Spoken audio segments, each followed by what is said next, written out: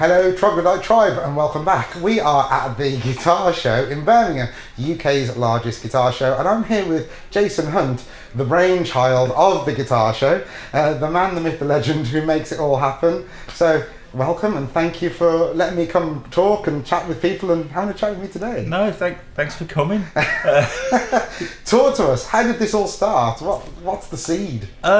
Well, I worked for the NEC for 14 years as an internal event manager, and I ran an event called Music Live. I don't know if you remember that. And then when the economic crash came, I managed to get the event to limp on until 2010, but that was the end really. Right. No one could afford it. I mean, it used to cost 560,000 to put on. Wow, big numbers. Big numbers. It wasn't my money, so I just signed the invoices and someone else paid them. It was great. The best kind of money. And then I looked for a job for 6 months or something, and I'm an event manager. The biggest event centre in the area doesn't want me anymore. Yeah. And the other event centres that are in Birmingham, Symphony Hall, ICC, NIA, are also owned by the NEC. Yeah. So one big group. I got nowhere to go. Right. So hence this. Music Live was all instruments like drums, keyboards. I mean, even violins, saxophones, and everything. And I just did the bit of it that I really liked. Yeah, make it more niche. I mean, it's the same about YouTube, isn't it? The more niche you can make it, you get exactly the right people to it. Yeah. And to be honest, if you look at it commercially, the bog standard band has 2 guitarists, a bassist, and 1 drummer. Yeah, I might as well aim for the easiest route. And in all fairness, a guitarist, I don't know a single guitarist that owns 1 guitar. Oh God, no! I mean, I've got about 24 of them. Exactly. It becomes a bit of an addiction. It's like, even though you've got some that haven't been touched for years, it's like, but it's a beautiful object on the wall. Yeah, I mean, the banners that are outside is basically, it's one of my guitars, the White Falcon, and it's my AC-15 that's behind it. Nice, very good. And during COVID, you started a podcast, 9 to 42. I did start, I mean, it's called 9 to 42 because I had a stupid idea a few years ago. I was sat on the sofa changing guitar strings one evening, and I'm staring. I don't play 9 to 42s. I play 1046s. Yeah. And I was changing guitar strings is boring, isn't it? So I'm watching TV and I'm looking at this pack, and I went, that'd be really funny if I opened the guitar show at 10:46. Now that's ridiculous. Because that would be 46 minutes later than when it should start. What's the 9 thing? Because and 9 to 42, which is slinky time. So I found the following day I phoned up Alex at Strings and Things for Ernie Ball, distributor in the UK, and said, I've got a really stupid idea. Do you want to open the guitar show at 9:42 and call it Slinky Time? And he went, that's brilliant. Yeah. So because of lockdown, me and Ant started doing the podcast. We threw loads of really terrible names around, and I went, why don't we just call it 9 to 42? And he was like, I like that.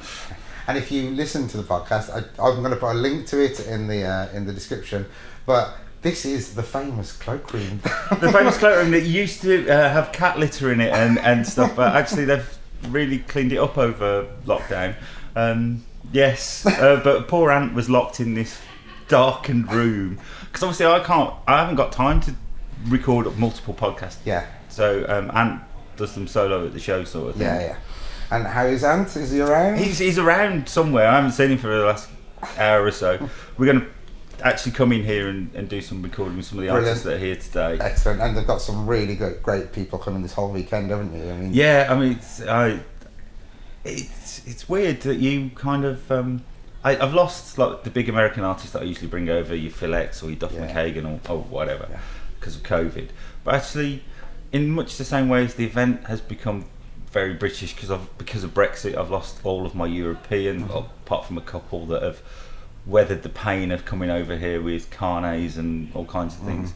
But actually, I've had a load of new British companies do it, and my lineup is exclusively British as well on the live stage sort of thing, and it's really worked. Yeah, and there's some really, really nice, interesting product out there. You know, we've had a chance to chat to quite a few of the stall holders, and just some inventive stuff happening in the guitar world. It's nice to see that it hasn't just stood still from the 70s. You know, it's actually really moving forward. I think, you know, some of the pedal builders are incredible, and I wish I could visit my own show, but I can't. You know, I sit in my office basically sorting out people's electrical problems, carpet tape missing, and you know, stuff like that. So I'll get to wander around it tonight when everybody's gone. Yeah, there you go. Before security kick me out.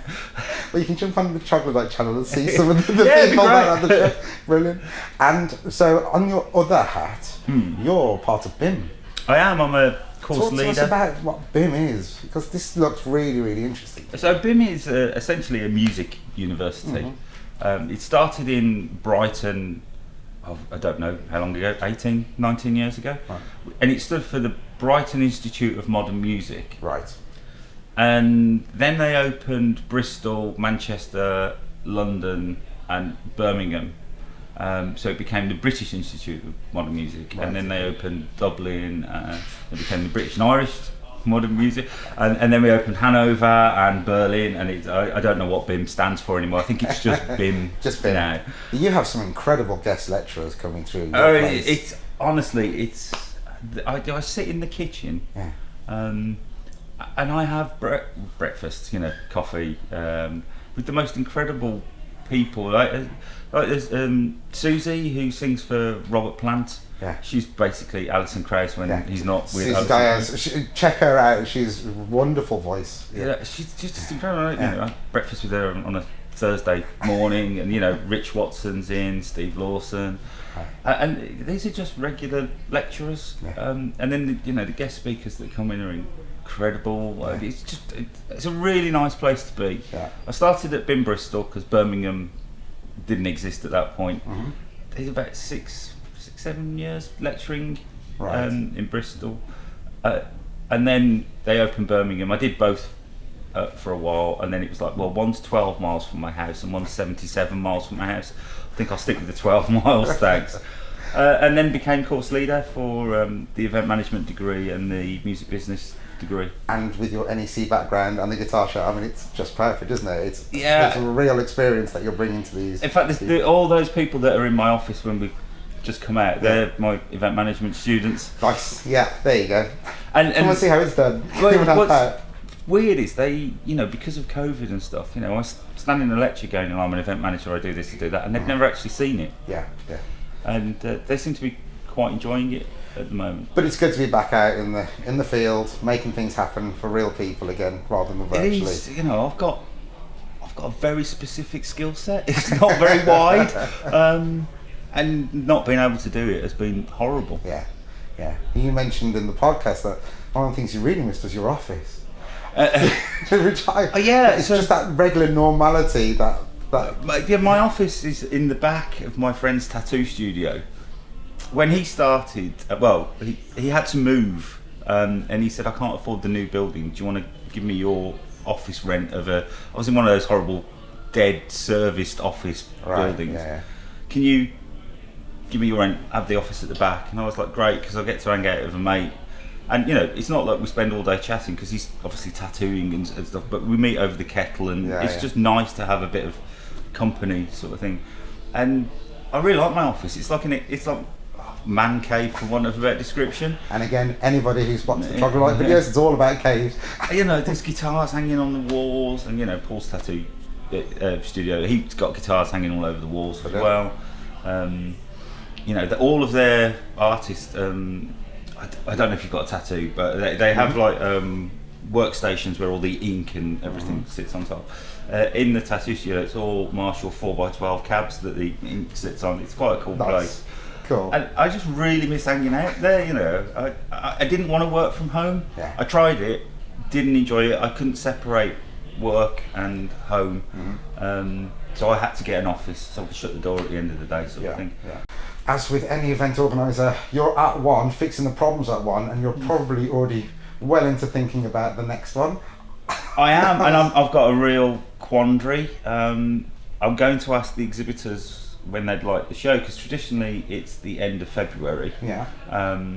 And I chose the end of February because it's 6 weeks after NAMM, so we get all the product launches in the UK and so on. And then obviously because of COVID, I've moved it to May because it felt really. I moved it just before Christmas. It just felt really uncomfortable to be in a building with that many people in February. And obviously the weather's glorious today. Makes a hell of a lot of difference on build up and breakdown and so on. But NAMM is in June, so I'm before NAMM, so I've got no new product launches. And next year NAMM is in April. So I definitely, if I want to get the benefit of the NAMM products, I can't be this weekend. Right, okay. Because it's only 3 weeks after NAMM, and Laney and Marshall's stuff will still be on a boat on its way back.